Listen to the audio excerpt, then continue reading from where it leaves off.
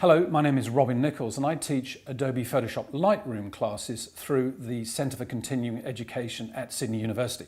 So what's Adobe Lightroom? Well, I think a lot of digital photographers heard of Adobe Photoshop. This is, I suppose, the big daddy of all editing programs. But unfortunately, because it's the big daddy, it is very, very large and incredibly complicated.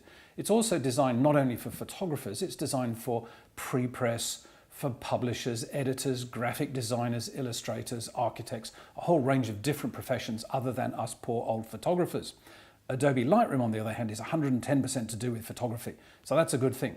So in the class, we learn how to import our images into the Lightroom database, how to export the images once we've edited them to perfection, and we edit them and we export them for another use. For example, if I want to email them, upload them to a blog, to a website, that kind of thing.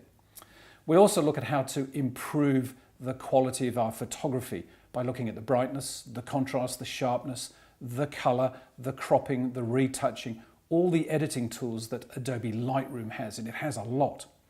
And one of the very neatest things about Lightroom is it has a huge population of people that use it. And because of this, we can get online and you can go and download a range of free assets for this program, such as presets. And a preset is like a little recipe that somebody has created. Now, Adobe supplies probably 150 of these presets that come with Lightroom, and we look at those on the day. But if you don't like any of those, you can make your own and play them on pictures, or you can download from the internet from one of the hundreds of very good quality websites where people post their own homemade presets. So you can have great fun. So there's a huge community backing up this program. On top of that, of course, as I mentioned earlier, it is an organizing powerhouse. It is probably the best organizer on the planet.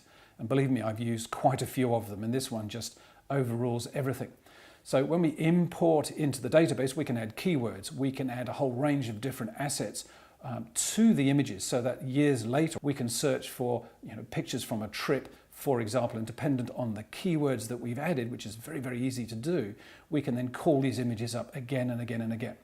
So there's a lot to learn in this class. You tend to leave with a USB stick full of video tutorials all about the application that we've spent the day looking at. So if you forget some things or you haven't had time to look at some things, you have plenty of time to go over my tutorials at a later date.